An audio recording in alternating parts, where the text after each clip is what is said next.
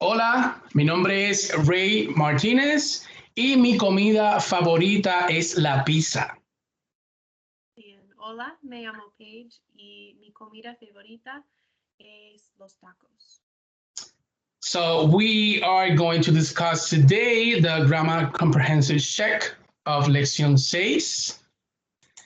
And to start, we have here the overview. This is what we are going to discuss, and it includes the reflexive verbs, the stem changing verbs, the verbs with G in the first person singular, telling time, prepositions to talk about time, and lastly, adverbs of sequence. So I'm going to start with the reflexive verbs. Reflexive verbs are often used to describe actions where the subject does the action to itself, right? And how do we identify our reflexive verbs? So, in the infinitive form of a reflexive verb, it always has a se, S-E-C at the end of the verb. Here, you have an example of ducharse y lavarse. So at the right side, you will see more common reflexive verbs that we use in Spanish as dormirse, despertarse, vestirse, afeitarse, educarse, y ejercitarse. As you can see, all of them at the end have the SE, the se. That means there are reflexive verbs. Okay? So now, when we are conjugating reflexive verb, we have to keep in mind that it is really important to use a reflexive pronoun, which is, as you see in the chart, for yo, it goes with me. With tú, it goes with te. El, ella, it goes with se. And so on with nosotros, nos, vosotros, os, ellos, ellas, ustedes, se. So as you can see in the chart, él, ella, usted, ellos, ellas, ustedes, in the plural, use the same reflexive pronoun. So at the right, you have an example for you to see how to use it. In terms of ducharse, you can say ella se ducha por la tarde o yo me afeito por la mañana. Okay, moving on. Now here you have reflexive verbs that are common use when we are getting ready, or in Spanish, arreglarse. So we use reflexive verbs as lavarse, peinarse, maquillarse, afeitarse, y ducharse. And here you have some examples of it. Yo me lavo las manos. El niño se peina frente al espejo y Jorge se afeita todos los lunes. So you have a difference in English and in Spanish is, in English, we use the possessive involving parts of the body like my head, my hand, my face. But in Spanish, we use definite articles since the reflexive verb indicates one's body is receiving the action. So in terms of yo me lavo las manos, that definite article las needs to be before the manos. It is important to use the definite articles in Spanish. All right. And then in terms of the irregular verbs, so we call it irregular because they have a change in the stem, right? In the form. So we call it also because when we conjugate in them, it changes it. So you have here an example of verbs that has a stem with O as dormir. It changes to UE. So as you see is yo duermo, duermo, and to duermes. Something that we need to keep in mind is, you guys need to keep in mind, is that nosotros y vosotros doesn't change. The stem stay the same. That is always. So in terms of another irregular verb that has a stem change is from E to IE as empezar.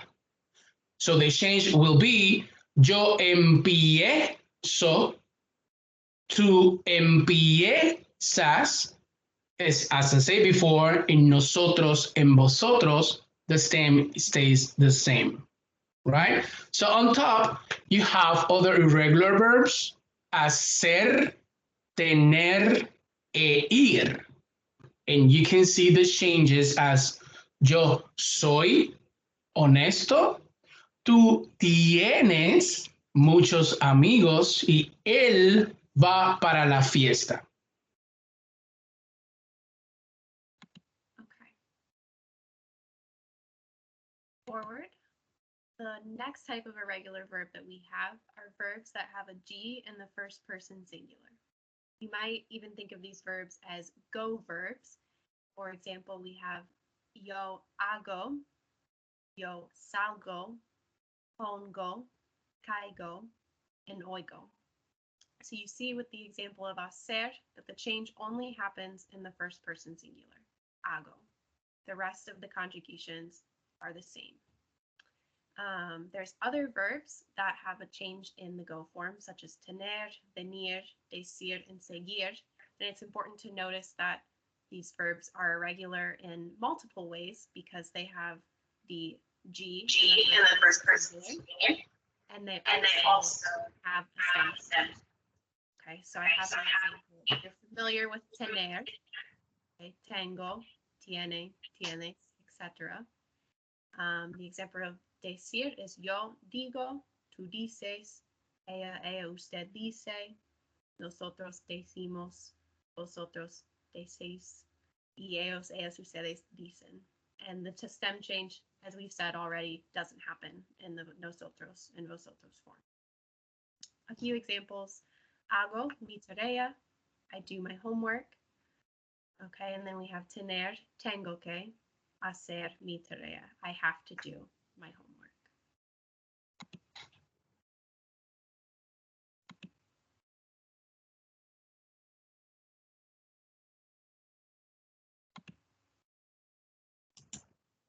It's just loading.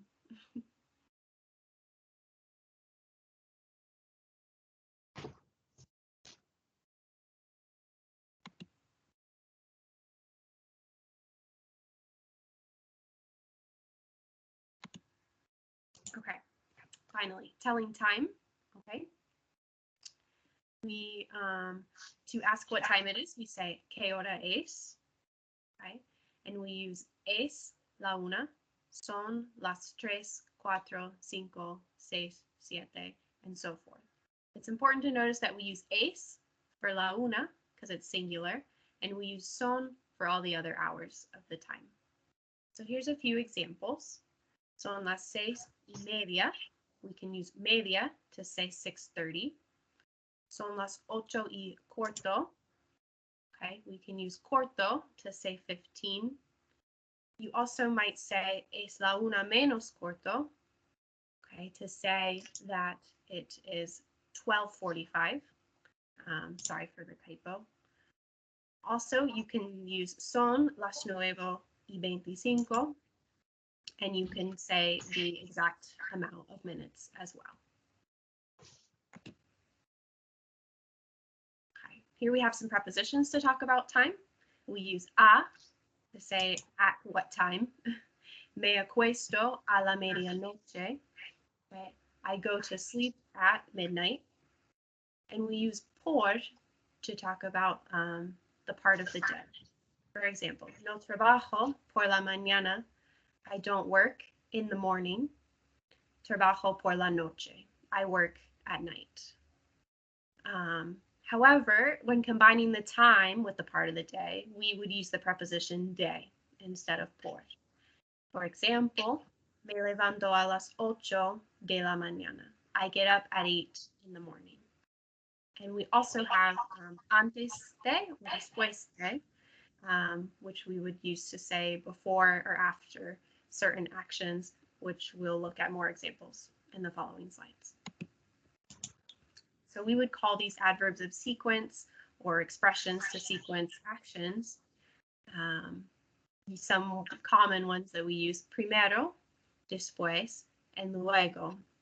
Okay. So I've used an example of my routine here. First as a list of items, in the order that I would do them. Me levanto a las 8:30. I get up at 8:30. Desayuno. I eat breakfast. Asisto a mis clases. I attend my classes. And lastly, hago mi tarea. But to make these sound more natural, we would use adverbs of frequency to say these things. Primero, me levanto a las 8:30 por la mañana. Y después, desayuno y asisto a mis clases. Y luego hago mi tarea. Okay. Here we have the después de and antes de. So if we want to describe two actions and use the phrase in the middle of the sentence, we don't conjugate the second verb. We leave the second verb in the infinitive. For example, desayuno después de levantarme. I eat breakfast after I get up. Hago mi tarea después de asistir a mis clases. I do my homework after I attend my classes. And the same thing with antes de. Me levanto antes de desayunar. So I get up before I eat breakfast. And asisto a mis clases antes de hacer mi tarea. So I attend my classes before doing my homework.